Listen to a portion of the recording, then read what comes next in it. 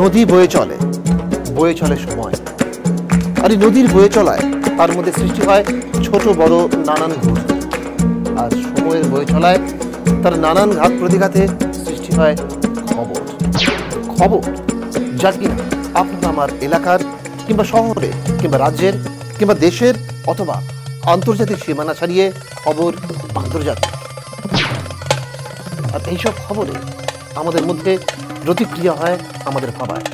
আমরা ভাবি, আমরা মতামত পোষণ করি, কেউ প্রকাশ্যে, কেউ গোপনে কিংবা কেউ মনে মনে।